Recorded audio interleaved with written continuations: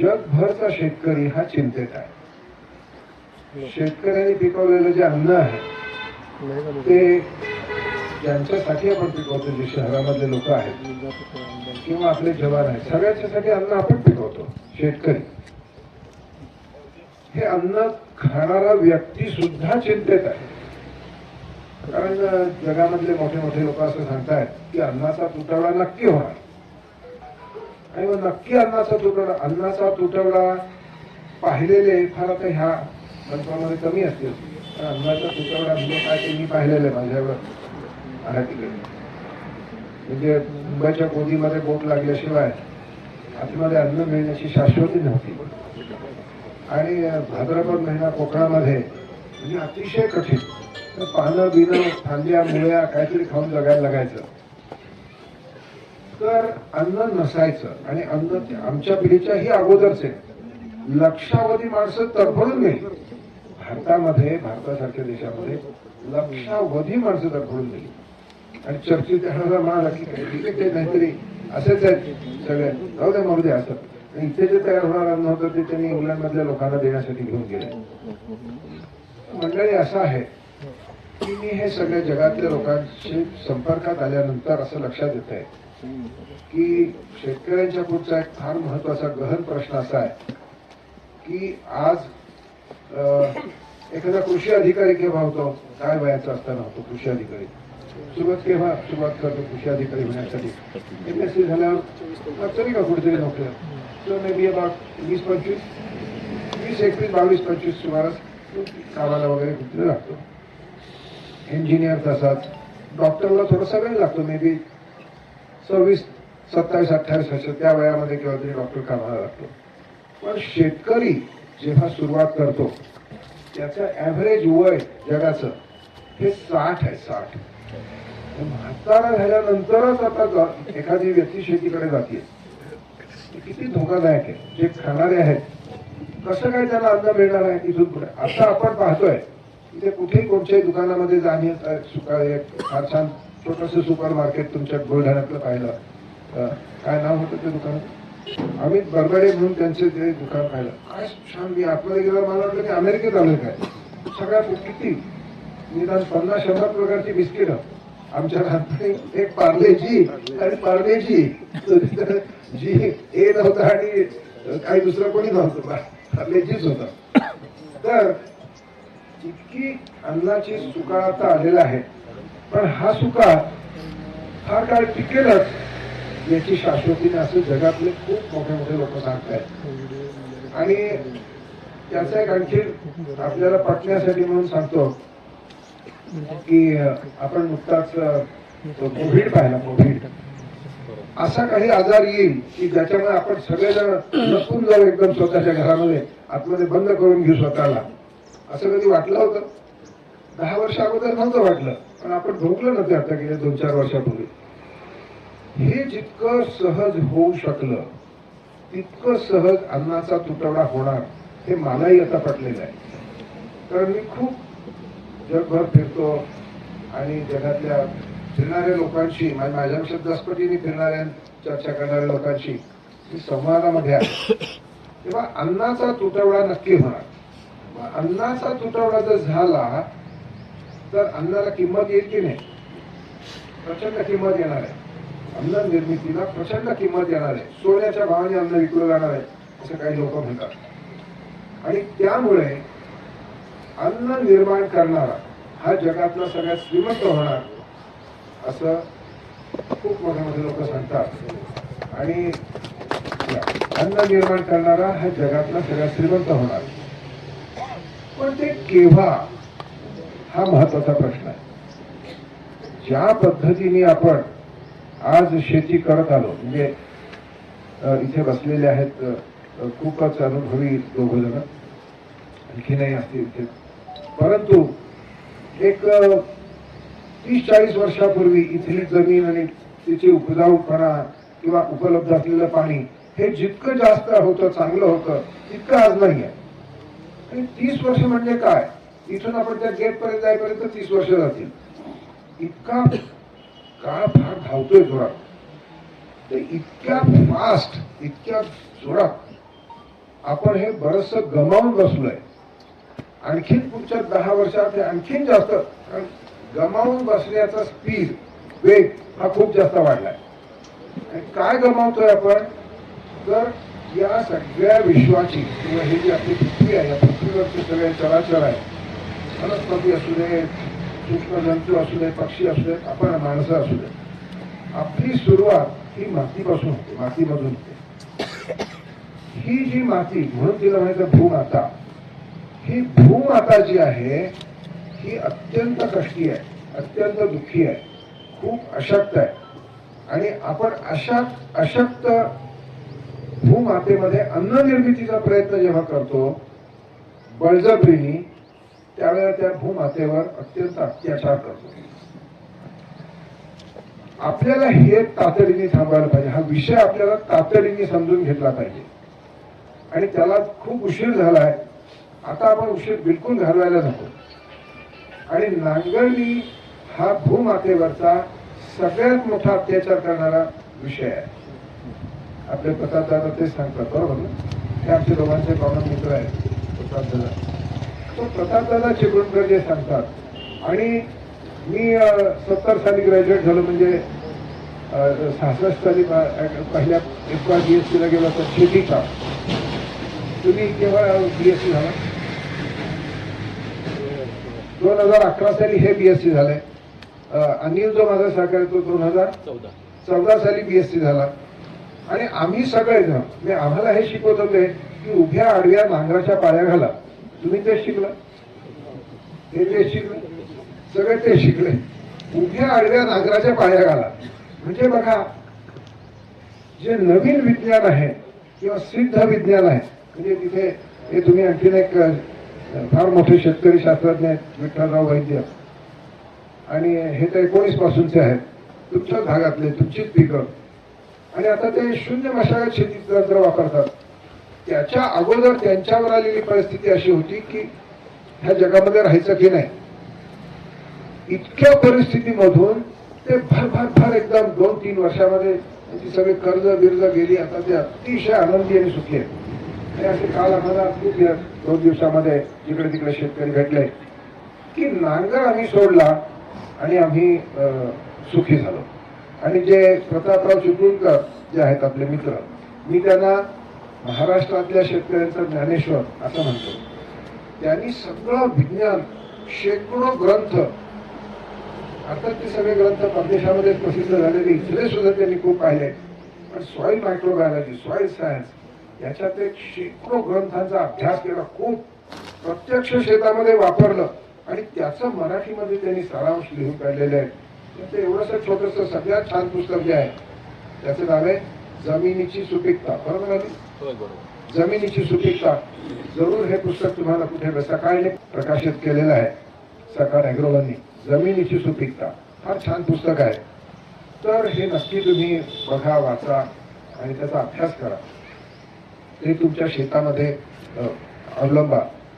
SRT हे जे तंत्रज्ञान आहे ते नेमकं तेच सांगतं. आमचा सगळा जो मुख्य हेतू आहे आमच्या टीमचा संशोधनाचा, आता मगाशी कोणीतरी सांगितलं इथे माझ्याविषयी बोलताना, आपले पोस्ट जे आहेत मला सत्य म्हणाले की हे शेखर भट्टावळींनी तंत्र शोधलं.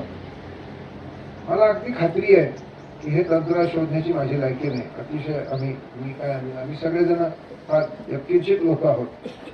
अगदी साधं उदाहरण म्हणजे रावसाहेब मोरेंनी जे सांगितलं की माझी काही खरंच लायकी नव्हती, माझी लायकी नव्हती इथे बसण्याची, पण हे तंत्रज्ञान परमेश्वराने आपल्याला दिलेलं आहे आणि हे आम्ही तुमच्यापर्यंत पोहोचवण्याचा प्रयत्न करतोय. आणि त्यामुळे आपल्याला आमचं जे सगळ्यात महत्वाचं ध्येय आहे, आम्हाला जे परमेश्वराचं निरोप असा वाटतो की आम्हाला समजलाय की भूमाता सशक्त कशी होईल. भूमाता जर सशक्त झाली तर शेतकरी आनंदी होतो. ही अत्यंत महत्वाची गोष्ट आम्ही जगभर मानतो की SRTच्या माध्यमातून शेतकरी आनंदी होऊ शकतो.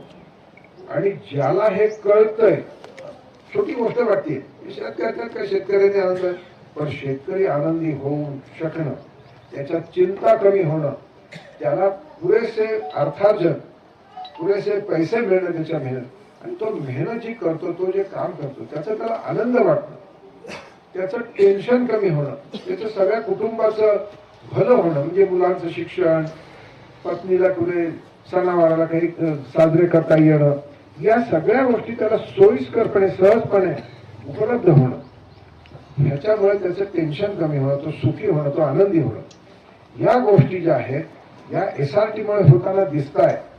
आणि ही गोष्ट आम्ही जेव्हा जगभर मांडतोय, म्हणजे आम्ही खूप प्रयत्न करतोय की आमचं ऐकलं जावं, आमचा आवाज शेवटच्या शेतकऱ्यापर्यंत पोहोचावा आणि शेवटच्या शेतकऱ्यापर्यंत हे तंत्र पोहोचावं, यासाठी खूप प्रयत्न करतोय.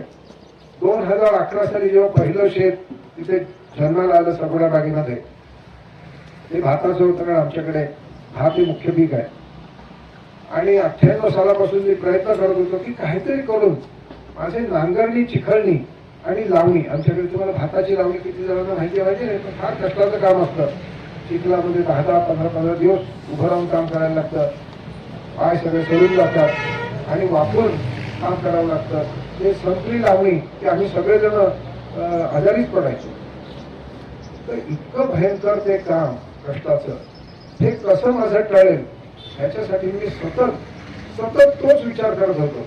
आणि परमेश्वराने मला हे छानसं आणि मी सांगितल्याप्रमाणे पेढा, SRT नावाचा पेढा आपल्या हातात दिलाय, की जो आपल्या सगळ्यांचा आहे. त्यांनी मला का पहिलं निवडलं माहिती नाही, तर ते ह्यांना निवडायला पाहिजे होतं. तर असं हे जे काम आहे हा SRT म्हणजे सगुणा रिजनरेटिव्ह टेक्निक. त्याचं नाव आम्ही बदलण्याचं कारण, हे तंत्र जेव्हा भातासाठी आणि असं सगळं जेव्हा सुरू झालं, ते 2015 साली तिथे कुठे चंद्रपूरमध्ये चंद्रपूर मधल्या मूल गावी प्रकाश खोबरागडे म्हणून त्यांनी कापसासाठी वापरून पाहिलं, त्याचे फोटो पाठवले आम्हाला. आणि किती छान, ग्रेट. आणि तेवढ्यामध्ये योगायोगाने पोखराचा आणि आमचा संबंध आला आणि ते पोखराच्या माध्यमातून सगळे मुवमेंट्स पुढे सुरू झाल्या. आपलं ध्येय हे भूमाता सशक्त करणं. आपण जे काम करतोय ते प्रचंड काम करतोय. त्याच्यापेक्षा जे मोरेंनी सांगितलं की निम्म सुद्धा काम नाही, निम्म किंवा निम्मही काम कमी करून आणि डोक्याचं सगळं टेन्शन जाऊन, टेन्शन बिलकुल राहत नाही, अशा पद्धतीने जेव्हा आपण हे शून्य मशागत तंत्र SRT समजून घेतो, स्वीकारतो आणि वापरायला लागतो, तेव्हा फार मोठे बदल हे शेतकऱ्यांच्या जीवनामध्ये, त्यांच्या घरामध्ये दिसून येतात. पण मंडळी, आम्ही जसं तुम्ही ह्या दिशेला पूर्व म्हणता का?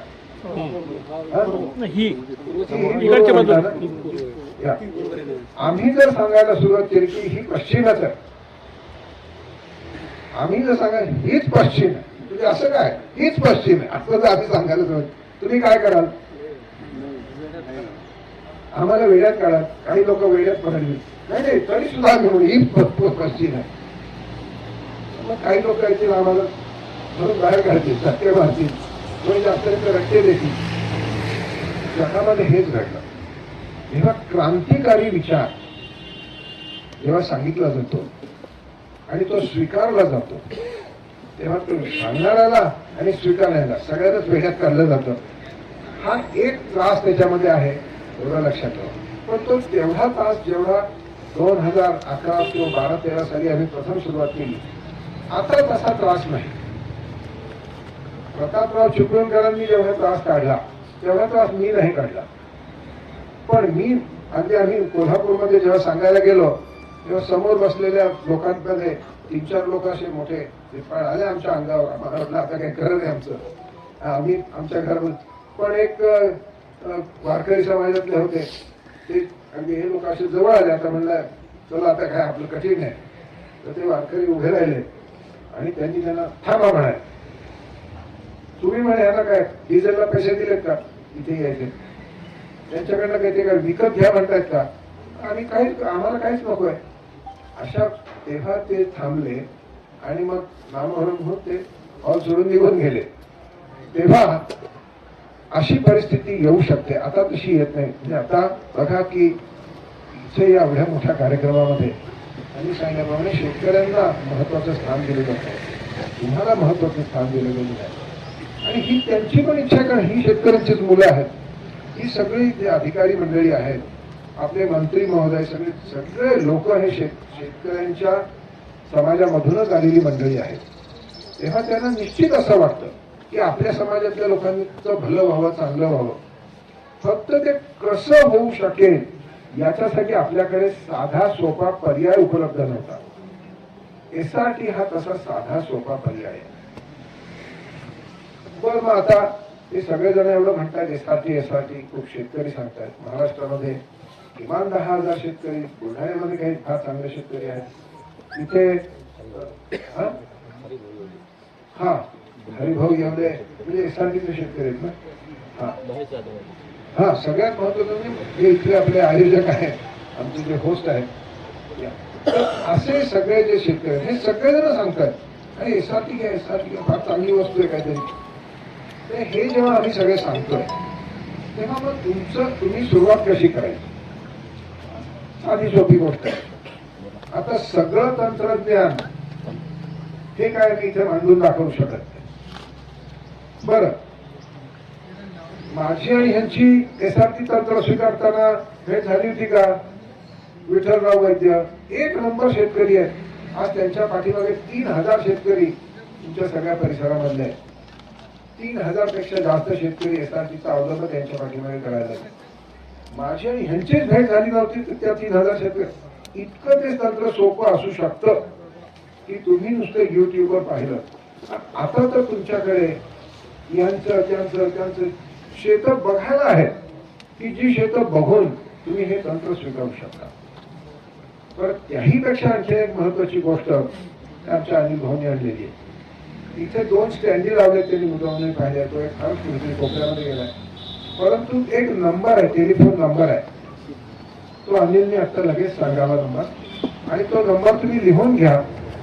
त्या नंबरवर तुम्ही व्हॉट्सअपला तो नंबर सेव्ह केला की तो जो नंबर आहे तो नंबर हा एक इलेक्ट्रॉनिक माणूस तिथे बसवलेला आतमध्ये ऑटोमॅटिक चॅटबॉट, आणि हा जो इलेक्ट्रॉनिक माणूस आहे चॅटबॉट, हा इलेक्ट्रॉनिक चॅटबॉट तुम्ही त्याला नमस्कार, राम राम, तुमच्या पद्धतीने काही म्हणा, SRT म्हणा, असं म्हटलं की लगेच तो तुम्हाला तुमच्याशी संवाद साधायला सुरू करतो. आणि मराठी, हिंदी आणि इंग्लिश या 3 भाषांमधून तुमच्याशी 7 पिकांसाठी, त्याच्यामध्ये ही पिकं आहेत, 7 पिकं कोणची काय ते आधी सांगेल. तर ही जी 7 पिकं आहेत, या 7 पिकांसाठी त्याच्यामधनं सर्व प्रश्नांची उत्तरं तो चॅटबॉट तुम्हाला देईल. तर अशा प्रकारे हा जो चॅटबॉट आहे त्याला तुम्ही QR कोडनी पण सेव्ह करू शकता. आणि ही सेवा 24 तास, 12 महिने 13 काळ 24 तास.